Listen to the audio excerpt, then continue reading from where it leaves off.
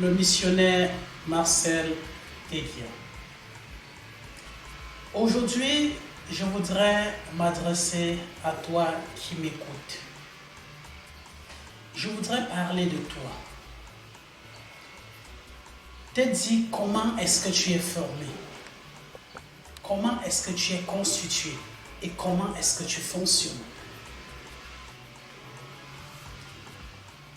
Plusieurs pensent que lorsqu'on dit le missionnaire Marcel, eux, ils regardent à cette enveloppe qui n'est que la chair.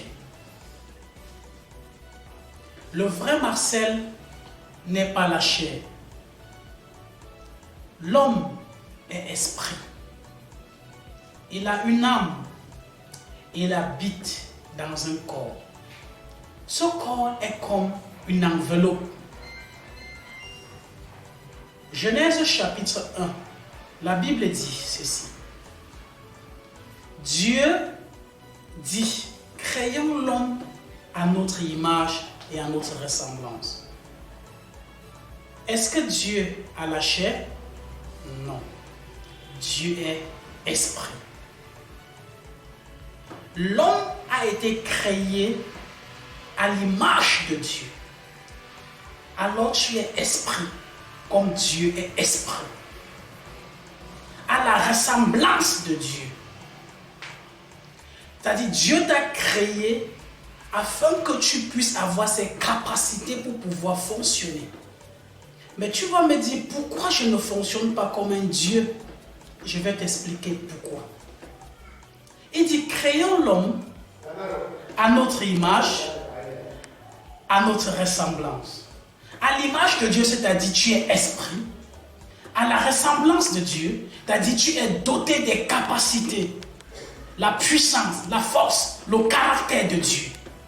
De te comporter comme un Dieu. N'est-ce pas dans Psaume 82, le verset 6 et 7, il dit, j'avais dit, vous êtes des dieux. Oui, même la parole de Dieu reconnaît que nous sommes des dieux.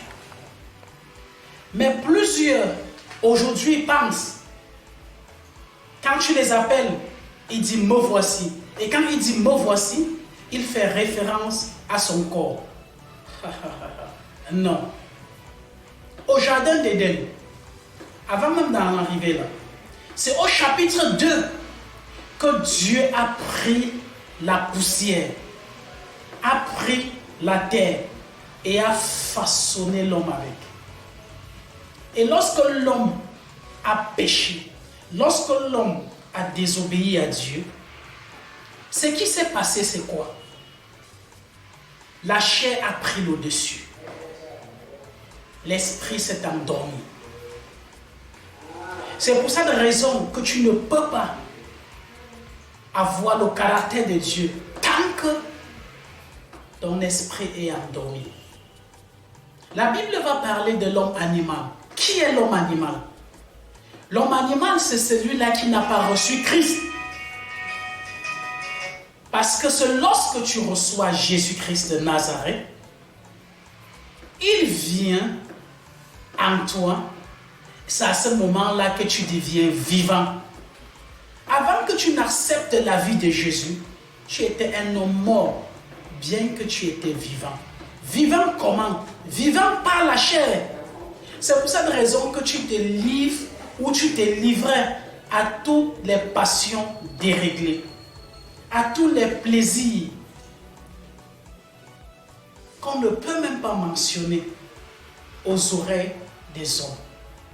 C'est pour cette raison que tu t'es jeté dans les œuvres ténébreuses, parce que ton esprit n'était plus éveillé. Et c'est lorsque tu reçois la vie de Jésus que cette nature divine se réveille en toi et tu as le caractère de Dieu, la capacité d'agir comme Dieu, de fonctionner comme Dieu et de créer comme Dieu. Oui, Dieu en te créant t'a doté de toute cette faculté. Tu ne vois pas ces facultés parce que tu as pensé que tu étais le corps. Non. Le corps n'est qu'une enveloppe. Le corps qui est constitué de la chair, du sang et des os. L'âme est constituée de l'intelligence, la volonté et l'émotion. L'esprit est constitué de l'intuition, de la communion et de la conscience. Avec l'intuition, tu permets de comprendre facilement Dieu. Avec la communion, tu permets de communier avec Dieu. Avec la conscience, l'Éternel te parle. Or, j'ai dit tantôt, celui qui n'a pas reçu la vie de Christ, son esprit est enterré par sa chair et son âme. Ça veut dire que tu es incapable de comprendre Dieu, de communier avec lui et de t'écouter te parler. Alors qu'au niveau de ton âme, tu as l'intelligence, tu raisonnes, tu as la volonté pour prendre, c'est le siège de la décision, tu as l'émotion, tu peux aimer, tu peux haïr. Or, lorsque ton esprit est endormi, c'est ta chair qui dicte la conduite à ton âme. C'est ta chair qui dit à ton âme comment fonctionner et ta volonté prend des décisions et ton intelligence pense que c'est une bonne chose. Lorsque quelqu'un n'a pas Christ, il ne peut pas recevoir la lumière de Dieu. Parce que la lumière de Dieu passe par sa conscience.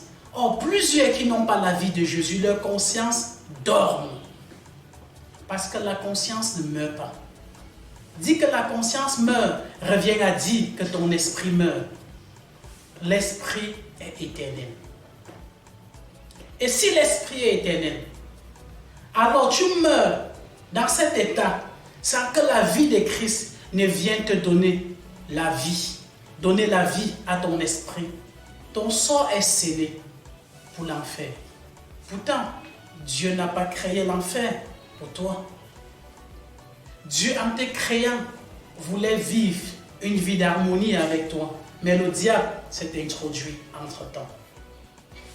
Je t'invite à sortir de cette léthargie spirituelle, à sortir de ce coma spirituel en acceptant la vie de Jésus-Christ de Nazareth, en recevant sa vie. Si tu veux recevoir la vie de Jésus et qu'à partir de cette vie, tu puisses refléter le caractère et la nature de Dieu, prie avec moi. Dis, Seigneur Jésus, j'ai besoin de ta vie. Jusqu'à présent, j'étais une personne morte, sans vie, quoique vivant. Je veux ta vie afin de manifester le caractère de Dieu. Je reçois ta vie. J'accepte ton sacrifice à la croix. Et je reconnais que c'est pour moi que tu as donné ta vie. Je confesse que tu es Seigneur et Sauveur. Je crois dans mon cœur que Dieu t'a ressuscité d'entre les morts. Écris mon nom dans le livre de ceux qui ont la vie éternelle. Merci Seigneur Jésus de pardonner mes péchés et de me purifier de toute iniquité. Alors si tu as prié, tu vas ressentir la joie, un fardeau t'est quitté et la paix t'inonder.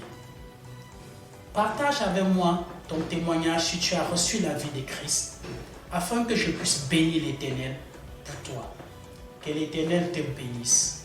Shalom.